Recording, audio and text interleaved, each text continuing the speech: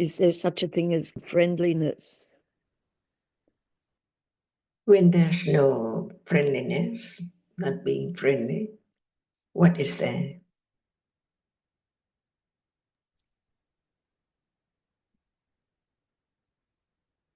Different from moment when there's friendliness. What is the nature of truth, of reality, of citta at that moment when there's no friendliness?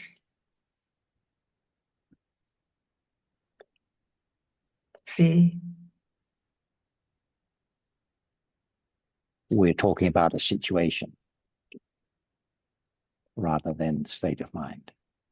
But when you see someone you like, your friend, and someone you don't like, see? Is there any difference? To understand the moment of being friendly and moment without friendliness.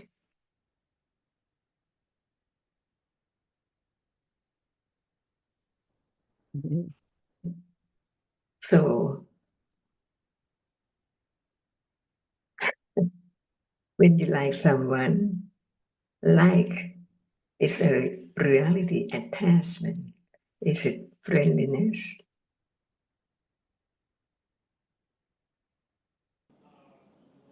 Each word about the truth, about reality, is so very subtle. It seems like there is some more, a little more understanding of it, but in truth, it can be understood clearer, more than just now, little by little, right? For example, it seems like there is the understanding of metta, but when? See? And what is the nature of metta? No attachment, no aversion. That's why it's not easy to realize the truth if there's not yet the clear understanding of the nature of the reality as it's that which experiences the object. Because any moment of experience an object, no matter what, ignorance about the seeing and the object and what are there together arising with seeing, but it does not appear at all, even one, right? But learn to understand the truth, why it does not appear when it's there too. By conditions, no understanding of attention and feeling and sanya, see, not at all. How can it appear to be as it is? Because it's there for sure. Sanya now works its way each moment, but sanya does not appear to be known. But learn to understand what are there, which we can understand the truth of each as much as conditions accumulated. To understand just the meaning, not clear yet, but it's a reality. And when we talk about kindness or metta, see, what moment? Whether it's not lopa, whether it's not dosa, see.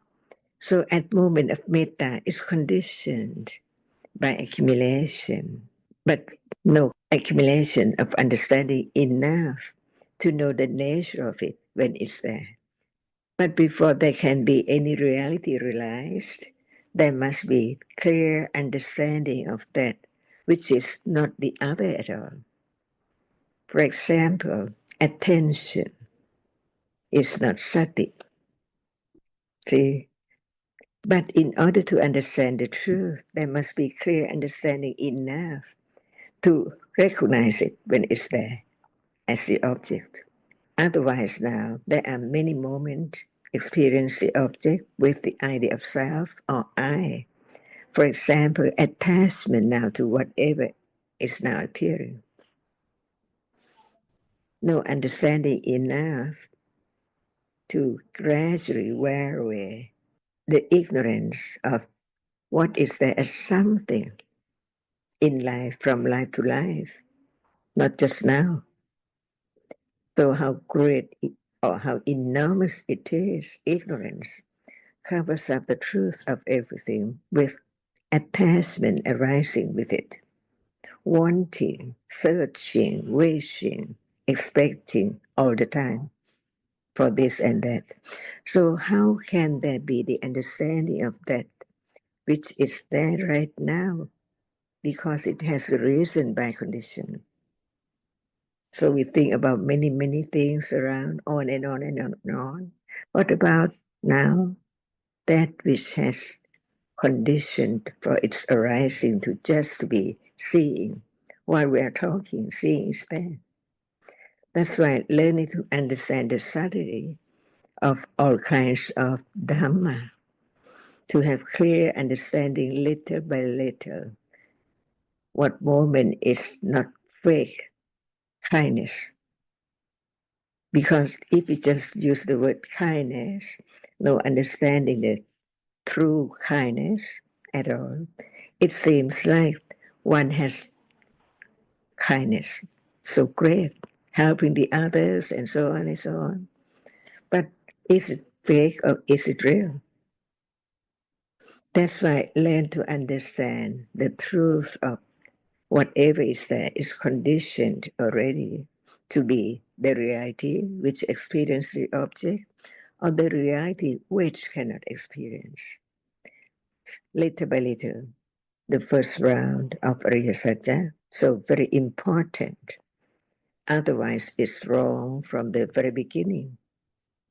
It cannot go through the higher level, Satipatthana or Patipatti.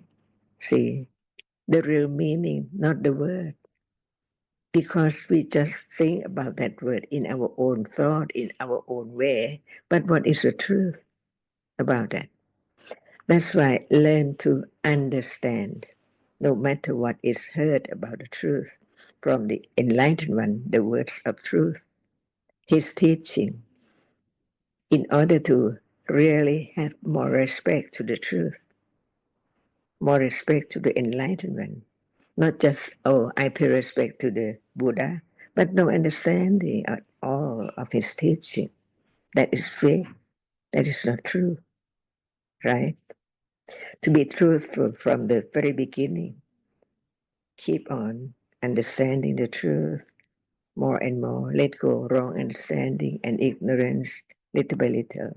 So now, what we are talking about, just be conditioned for the moment of beginning to think about it, to consider more about it, and to understand the nature of it little by little, by more and more firm confidence of the path of the truth, it can be realized because it's so true from the very beginning.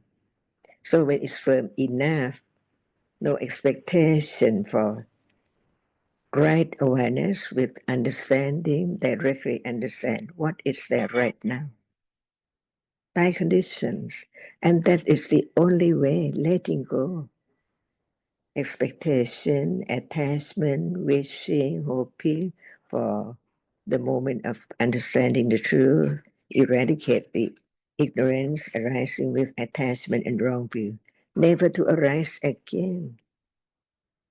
In samsara, eons and eons ago, never heard about the truth, never developed the understanding to understand what is there. That's why the moment of enlightenment is abhidhamma, never arise again. So very unique, see, and learn more little by little to have firm confidence of the truth.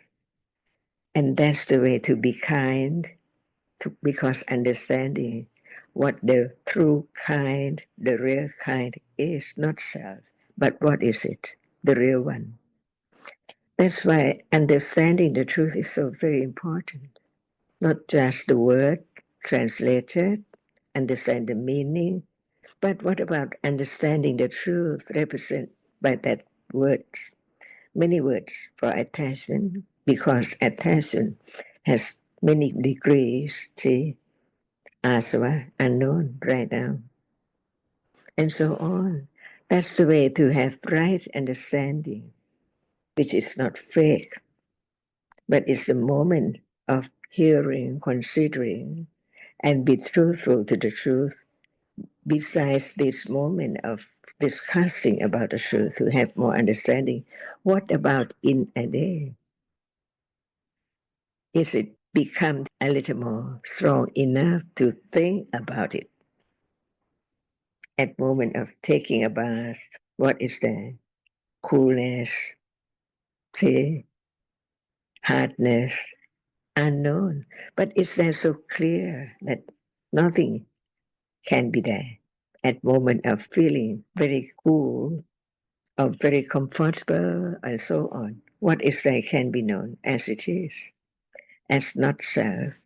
It's only a temporarily, very short moment of that which conditions it to arise. As soon as it has arisen, it falls away.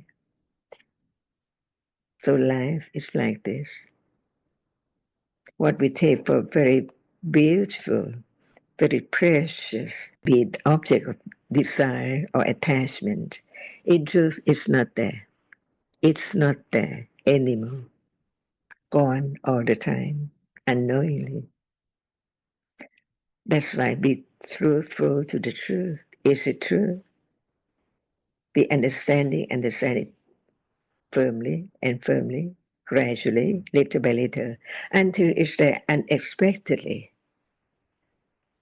Another level of understanding what has been heard and thought about. But what in a day, no moment thinking about the truth at all? What does it mean?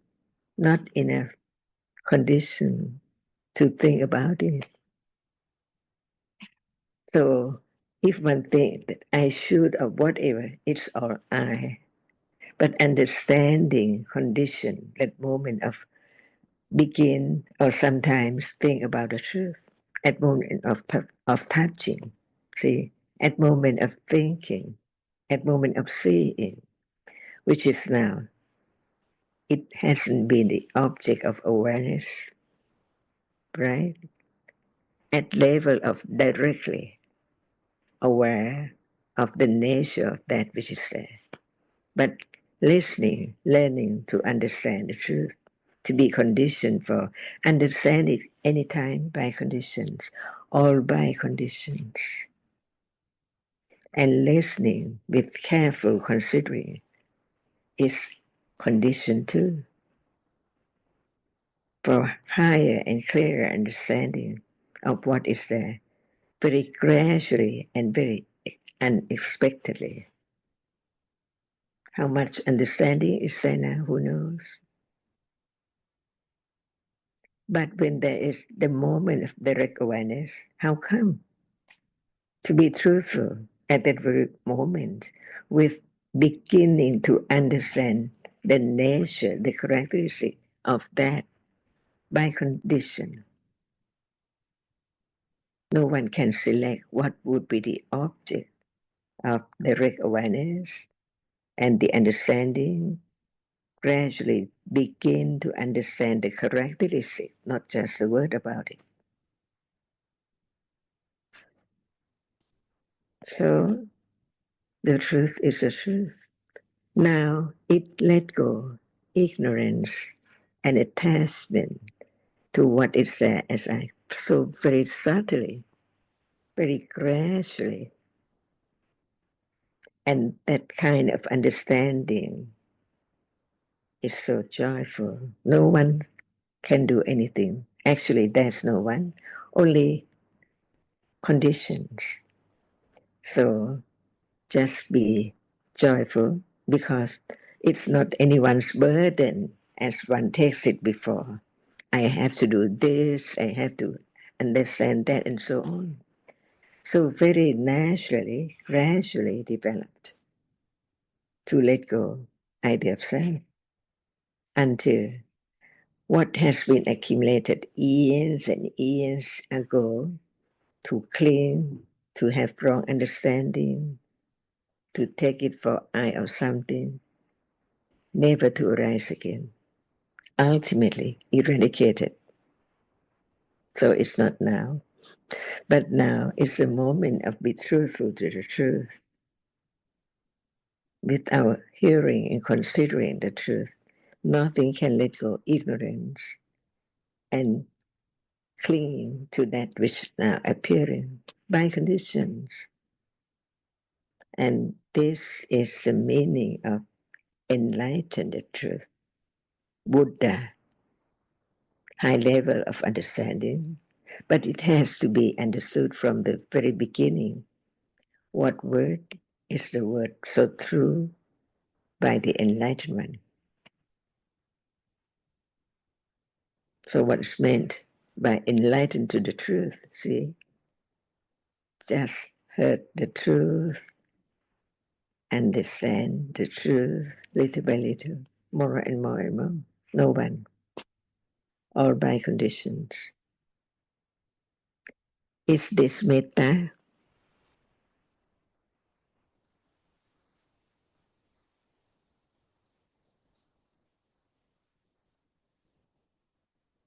See, that's why even just one characteristic can be realized, can be known the truth, little by little, with understanding only. Whether it's not or whether it is, and what reality is it? What cetasika is it? See, so much to learn to understand the truth, which has been covered eons and eons ago. At moment of ignorance, it's so dark, it cannot understand the truth. So the truth is that just live in the world of darkness, of ignorance. No understanding of seeing, no understanding of that which is seen, no understanding of hearing, no understanding of thinking, no understanding of whatever appearing now. Cling to it with wrong understanding about it. That's why Dhamma is so subtle. And understanding the subtlety of all Dhammas is the only way to wear away wrong understanding and all kinds of akusla and the fake metta.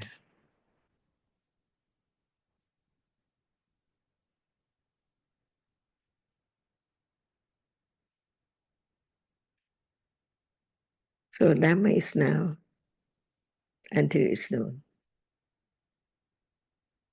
Only that which has a reason and appear is the reality which can be gradually studied little by little to understand it thoroughly, deeper and deeper. So deep, the more understanding, the more subtle it is. If you don't talk about the subtlety of Dhamma, it seems like Dhamma is so very easy. It's that seeing, it's a Dhamma, see? But in truth, what is meant by it's not anyone, anatta, all Dhammas are anatta. What is there is only once in samsara, never arise again in this life or any life.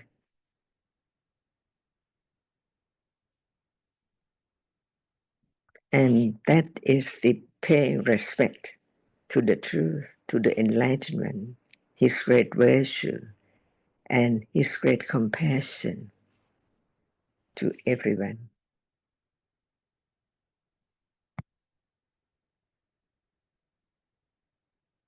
Is it true?